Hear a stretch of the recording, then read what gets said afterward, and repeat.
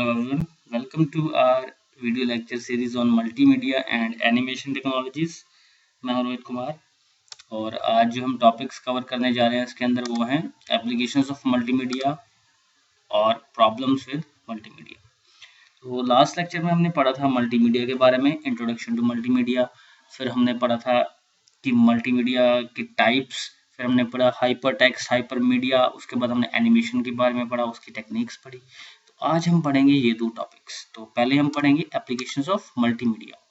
तो मल्टीमीडिया तो हमें समझ आ गया कि क्या होता है, लेकिन कहाँ कहाँ पे इसको अप्लाई कर सकते हैं हम, कहाँ कहाँ पे इसको यूज़ कर सकते हैं, वो आज हम पढ़ेंगे डिटेल में। तो कहाँ कहाँ पे ये यूज़ होता है, तो मल्टीमीडिया कहाँ पे यूज होता है? Multimedia in business, multimedia in science and technology, multimedia in education, multimedia in advertisement and marketing, multimedia in kiosk, multimedia in virtual reality, multimedia in games. तो एक एक करके इसको हम कवर करते हैं। सबसे पहले है मल्टीमीडिया इन बिजनेस। तो बिजनेस जैसे ट्रेडिशनल बिजनेस है, उसको मल्टीमीडिया की हेल्प से हम और भी अच्छा बना सकते हैं और भी उसको प्रॉफिटेबल बना सकते हैं। तो कैसे? जैसे आप देख सकते हैं कि आजकल जो भी आपका प्रोडक्ट है कोई भी, उसको उसकी काफी एडवर्टाइजमेंट आ रही है, टीवी में, टेलीविजन में एडवर्टाइजमेंट आती है। तो वो जो एडवर्टाइजमेंट आती है वो किस तरह से होती है, वो किस में बनी होती है? वो किसी ना किसी मल्टीमीडिया प्रोडक्ट, मल्टीमीडिया की हेल्प से वो बनी होती है। उसमें आप देख सकते हैं ऑडियो भी होती है, विजुअल्स होते हैं, ग्राफिक्स होते हैं, ठीक है जी। उसके अलावा जो मल्टीमीडिया की हेल्प से आप अपने प्रोडक्ट के बारे में अपने एम्प्लॉयज को ट्रेन कर सकते हैं, ठीक है जी, कि उनको डिस्क्रिप्शन आप समझा सकते हैं मल्टीमीडिया की हेल्प से कि हाँ जी ये प्रोडक्ट हमारा इस तरह से काम करता है, इस तरह से काम करता है, इस तरह से इसकी वर्किंग है। वो और भी इजी हो जाता है हमारे एम्प्लॉयज़ के लिए। और उसी तरह से वो आगे अगर आगे अपने मार्केटिंग में जाते हैं तो वो उनको समझाएंगे, जो हमारे कस्टमर्स हैं उनको समझा सकते हैं ईजिली। तो मल्टीमीडिया की हेल्प से बिजनेस करना जो है और भी प्रॉफिटेबल हो गया। तो मल्टीमीडिया की हेल्प से जैसे आप इलेक्ट्रॉनिक कैटलॉग बना सकते हैं, ठीक है जी, मतलब पेपर की फॉर्म में लेके जाने के बजाय आप टैब में, लैपटॉप में लेके जा सकते हैं अपना कैटलॉग। वहां पे उसको अपने कस्टमर्स को ग्राफिक्स की फॉर्म में, वीडियोस की फॉर्म में अपने बिजनेस के बारे में बता सकते हैं। उसके अलावा बिजनेस की जो मीटिंग्स हैं उसमें हम वीडियो कॉन्फ्रेंसिंग के थ्रू एक जगह से दूसरी जगह हम कम्युनिकेट कर सकते हैं easily using multimedia technology. Next है जी मल्टीमीडिया का use, multimedia in science and technology. तो साइंस एंड टेक्नोलॉजी में मल्टीमीडिया का बहुत इंपॉर्टेंट रोल है।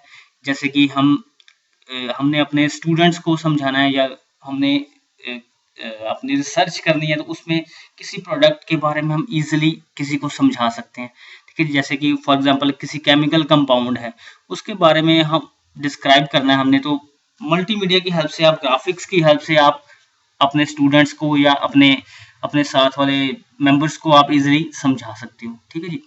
जैसे कि मान लीजिए मीथेन है, मीथेन का जो स्ट्रक्चर है टेट्राहेड्रल शेप होती है, तो आप ग्राफिक्स की हेल्प से स्टूडेंट्स को या किसी और को भी आसानी से आप समझा सकते हो, एज कम्पेयर टू बुक में। आपने एक ये डायग्राम देखी, 2 डायमेंशनल डायग्राम है, उसमें आपको समझाना थोड़ा सा मुश्किल है, लेकिन अगर आप वही चीज ग्राफिक्स की हेल्प से, मल्टीमीडिया की हेल्प से समझाएंगे तो वो और भी क्लियर होगा, ठीक है जी।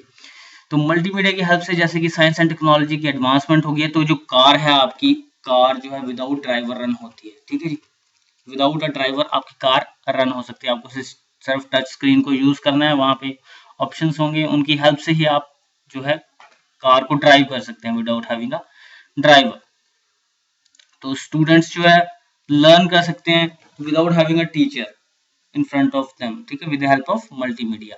आपके सामने हम इंटरनेट की हेल्प से, प्रोजेक्ट अपने लैपटॉप टैब की हेल्प से हम अपने घर बैठे बैठे ही टीचिंग कर सकते हैं। जैसे कि आप अभी देख रहे हैं ये वीडियो देख रहे हैं, तो ये वीडियो रिकॉर्ड हुआ है कहीं पे, और जो स्टूडेंट्स हैं वो कहीं भी बैठ के इसको सुन रहे हैं और पढ़ रहे हैं। तो ये मल्टीमीडिया का बड़ा ही एक अच्छा एप्लीकेशन है in science and technology. Next is multimedia in education. जैसे हम अभी आपके सामने बात कर रहे थे कि एजुकेशन में मल्टीमीडिया का बहुत इंपॉर्टेंट रोल है। जैसे कि हम प्रोजेक्टर की हेल्प से अपने स्टूडेंट्स को इजीली, हम उनको जो कंसेप्ट्स वो बुक्स में नहीं पढ़ सकते, नहीं अंडरस्टैंड कर सकते, उनको प्रोजेक्टर की हेल्प से हम और भी क्लियर करवा सकते हैं, ठीक है जी। तो हमारे जैसे कि जितना भी हमारा मटेरियल होता है, हम सीडी में या पेन ड्राइव में किसी भी सोर्स में हम उसको इंसर्ट करके हम उसको स्टूडेंट को दे सकते हैं। स्टूडेंट उस सीडी या डीवीडी की हेल्प से वो जितना भी उसके अंदर मटेरियल है उसको पढ़ सकता है अपने लैपटॉप में इंसर्ट करके। तो वो उसके लिए और भी इजी हो जाता है। तो एक सीडी में अप्रोक्सीमेटली 1000 पेजेस ऑफ इंफॉर्मेशन होती है जिसको प्रिंट करके वो पढ़ सकता है, या फिर वो कंप्यूटर या लैपटॉप की हेल्प से वो उसको इजीली अंडरस्टैंड कर सकता है, जो कंसेप्ट्स हैं उसको इजीली अंडरस्टैंड कर सकता है। या फिर टीचर जो है अपने स्टूडेंट्स को पढ़ा सकता है यूजिंग प्रोजेक्टर या एलसीडी डिस्प्लेज, इजीली वो पढ़ा सकता है। Next is multimedia advertisement and marketing. जैसे आपको पहले बताया मैंने कि मार्केटिंग या एडवर्टाइजमेंट में मल्टीमीडिया का बहुत इंपॉर्टेंट रोल है। एक मान लीजिए एक एडवर्टाइजमेंट है यूजिंग अ पेपर, पेपर पे आपको एडवर्टाइजमेंट देनी है और अपने प्रोडक्ट के बारे में लोगों को बताना है। तो पेपर में वो इतना इतना क्लैरिफाई नहीं हो पाएगा जितना कि मल्टीमीडिया की हेल्प से, ऑडियो वीडियो या विजुअल्स की हेल्प से वो हो पाएगा। तो आजकल बिजनेस जो है इसी तरह से आगे बढ़ रहा है। जो एडवर्टाइजमेंट है हमारी वो बहुत अट्रैक्टिव है, कलरफुल है, जिसमें ग्राफिक्स होते हैं, ऑडियो होती हैं, एनिमेशंस होती हैं। तो उसकी हेल्प से जो एडवर्टाइजमेंट करना है वो और भी आसान हो गया है, और भी अट्रैक्टिव हो गया। और मार्केटिंग जैसे हमने अपने प्रोडक्ट के बारे में अपने दोस्तों को, अपने एम्प्लॉयज को समझाना है, तो किस तरह से समझाएंगे वो हम उनको मल्टीमीडिया प्रोजेक्ट की हेल्प से उनको समझा सकते हैं इजीली कि किस तरह से ये जो प्रोडक्ट है हमारा इस किस तरह से काम करता है, क्या इसकी वर्किंग है, किस तरह से काम करेगा, और वो वही चीज़ वो जो कस्टमर को समझा सकते हैं इजीली। जैसे कि आपने टीवी में ऐड देखी होगी, एड्स एनिमेशन की फॉर्म में एड्स आती हैं या फिर और ग्राफिक्स की फॉर्म में होती हैं। तो मल्टीमीडिया का एडवर्टाइजमेंट बहुत ही इंपॉर्टेंट रोल हो गया है। नेक्स्ट है जी मल्टीमीडिया इन कायोस्क। तो काफी डेवलप्ड कंट्रीज में या इंडिया में भी अब कायोस्क का काफी यूज होना शुरू हो गया। जैसे आप देख सकते हैं अपने स्क्रीन पे। तो कायोस्क क्या होता है, एक डिवाइस होती है जिसपे आप टच स्क्रीन की हेल्प से आप इंफॉर्मेशन जो है सर्च कर सकते हैं। मान लीजिए आपने एक शॉपिंग मॉल में जाना, तो शॉपिंग मॉल जो है डेवलप्ड कंट्रीज में काफी बड़े बड़े शॉपिंग मॉल्स होते हैं, ठीक है, थाउजेंड्स ऑफ शॉप्स होती हैं वहाँ पे। तो अगर आपने एक प्रोडक्ट के रिलेटेड कुछ शॉप में जाना, ज्वेलरी से रिलेटेड शॉप में जाना, तो अगर कियोस्क की हेल्प नहीं लेंगे तो आप ढूंढते रह जाएंगे कहाँ पे वो शॉप है, कहाँ पे नहीं। कियोस्क की हेल्प से वो आपको ग्राफिकली आपके सामने स्क्रीन पे बता देगा कि हाँ जी ये वाली शॉप जो है यहाँ पे है, इस डायरेक्शन में है। तो इजीली आप उसको यूज कर सकते हैं। उसके अलावा आप देख सकते हैं हमारे नॉर्मल इंडिया में भी रेलवे स्टेशन पे आप देख सकते हैं कि कियोस्क लगा होता है। वहाँ पे आप इजिली जो कस्टमर है वो वहाँ पे टिकट बुकिंग कर सकता है, अपनी रिजर्वेशन के बारे में देख सकता है। तो ये सारी जो नई डिस्कवरीज हैं ये कैसे पॉसिबल है with the help of multimedia, जो हमारा काम है और भी आसान हो गया है। ठीक है जी। होटल्स में आप देख सकते हैं किस तरह से कियोस्क की हेल्प से आप होटल्स को रूम्स की बुकिंग वगैरह देख सकते हैं। उसी तरह से आप शॉपिंग मॉल में जैसे आपको बताया वो देख सकते हैं आप। तो इजीली मल्टीमीडिया की हेल्प से इंफॉर्मेशन लेना बहुत ही आसान हो गया। नेक्स्ट है जी मल्टीमीडिया एंड वर्चुअल रियलिटी। तो वर्चुअल रियलिटी क्या होती है, रियलिटी जो असल में नहीं है, मतलब जैसे आप डायग्राम में देख सकते हैं। तो वर्चुअल रियलिटी में क्या होता है कि हमने यूजर को रियलिटी में लेके जाना है with the help of a simulator. ठीक है जी। जैसे आपने देखा होगा कि पायलट्स को ट्रेनिंग करवाते हैं, ठीक है जी। तो असली एरोप्लेन में बिठाने के बजाय पहले उसको एक सिमुलेटर में बिठाते हैं। तो सिमुलेटर में सेम ग्राफिक्स आपके सामने आ जाते हैं, और आप सिमिलरली जैसे जैसे आप अपने डिवाइस या पेडल्स या हैंडल्स को जैसे जैसे घुमाते हैं वैसे वैसे आपकी स्क्रीन भी घूमती है। तो आपको लगता है कि मैं असली के कार या असली के एरोप्लेन में बैठा हूँ। तो उस तरह से आप ट्रेनिंग में हेल्प कर सकते हैं। और या फिर गेम्स में भी आजकल आप देख सकते हैं वर्चुअल रियलिटी में, जैसे आप अपनी स्क्रीन पे देख सकते हैं कि ये यूजर जो है इसने अपने आईज पे कुछ डिवाइस लगाई हुई है, और वो जो जो वहां पे अपनी आंखों में देख रहा है वो सामने जो स्क्रीन है उसको ये चीज दिख रही है, जो सामने स्क्रीन है उसको इस तरह से दिख रहा है। उसके हाथ में कुछ हैंडल्स हैं या पैडल्स हैं, जैसे जैसे वो उसको मूव करेगा वो जो करेक्टर है स्क्रीन में उसमें भी वो उस तरह से मूव करेगा। उसके पास ये गन होगी या फिर उसके पास स्टीयरिंग होगा कार का, तो जिस तरह से वो स्टीयरिंग घुमाएगा उसी तरह से वो जो स्क्रीन में जो इमेजेस है उसी तरह से घूमते रहेंगे। तो ये है वर्चुअल रियलिटी। तो किस तरह से हम मल्टीमीडिया का यूज कर सकते हैं वर्चुअल रियलिटी में, तो ये सारा कैसे पॉसिबल है, with the help of special gloves, sensitive suits, shoes, ठीक है जी, पेडल्स, इनकी हेल्प से पॉसिबल हुआ। Next is multimedia and games. तो गेम्स तो छोटे बच्चे यूजुअली खेलते हैं, जब बचपन में हमने सबने खेली हुई हैं गेम्स। तो आजकल जो गेम्स आ गई हैं उसमें मल्टीमीडिया का बहुत ही इंपॉर्टेंट रोल हो गया है। ठीक है जी, गेम्स जो हैं काफ़ी अट्रैक्टिव हो गई हैं। ठीक है जी, आप जैसे मोबाइल पे खेलते हैं तो वही स्क्रीन जो आपकी है बड़ी वाली स्क्रीन पे आ जाए, टीवी पे आ सकती है। आप जैसे बटन दबाते हैं उसी तरह से करैक्टर मूव करता है। ठीक है जी, 2D गेम्स आ गई हैं, 3D गेम्स आ गई, जॉयस्टिक की हेल्प से काफ़ी सारी गेम्स आ गई हैं जो आप मल्टीमीडिया की हेल्प से और भी अट्रैक्टिव हो गई हैं। तो मल्टीमीडिया में हम गेम्स को डिज़ाइन करते हैं ताकि यूज़र जो है उसको रियल रियल ही लगे ये असली में। इस तरह से वो जब गेम को खेले तो उसको लगे कि रियल में ये गेम खेली जा रही है। जैसे वो स्टीयरिंग मूव करेगा या अपने डिवाइस मूव करेगा उसी तरह से आपका कैरेक्टर है वो भी मूव करते रहेंगे स्क्रीन पे। तो ये एक बहुत ही इम्पोर्टेंट एक एप्लीकेशन है मल्टीमीडिया। तो जिस तरह से हमने मल्टीमीडिया की काफ़ी सारी एप्लीकेशंस पढ़ी, तो मल्टीमीडिया के यूजेस तो काफ़ी सारे हैं, लेकिन इसके साथ साथ ही मल्टीमीडिया के कुछ प्रॉब्लम्स भी हैं हमारे पास।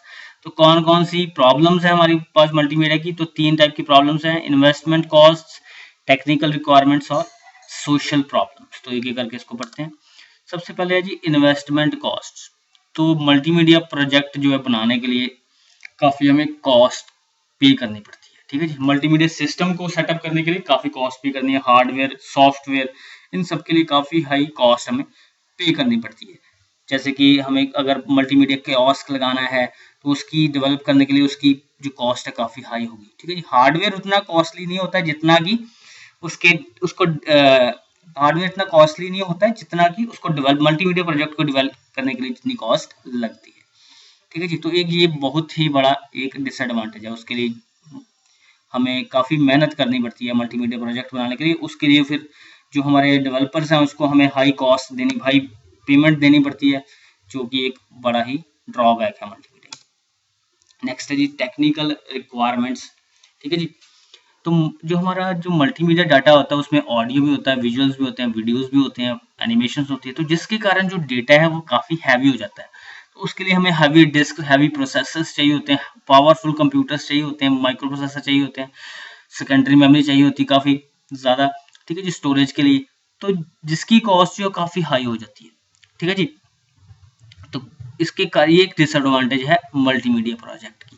ठीक है जी, तो टाइम टू टाइम हमें अपग्रेड भी करना पड़ता है। किस तरह से अपग्रेड करना पड़ता है? जो हमारे पर्सनल कंप्यूटर हैं वो सपोर्ट करने चाहिए मल्टीमीडिया डाटा को, जिसमें ग्राफिक्स भी होगा, रियल टाइम वीडियोस होंगी, तो उसको हैंडल करने के लिए वो अ, सही होने चाहिए।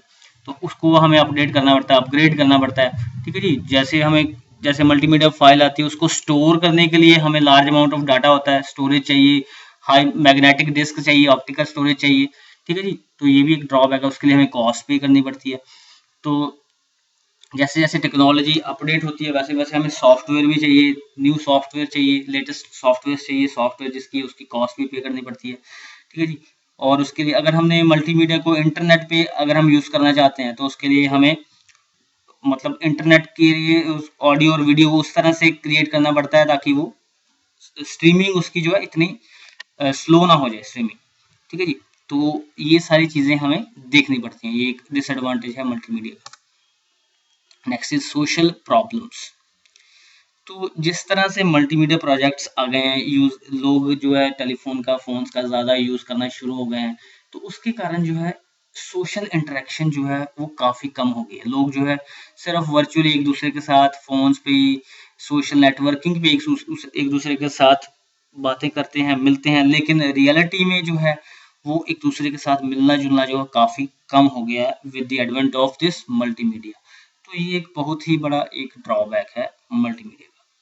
तो ये था आज का टॉपिक, तो कल के टॉपिक के साथ फिर से मिलेंगे। Thank you.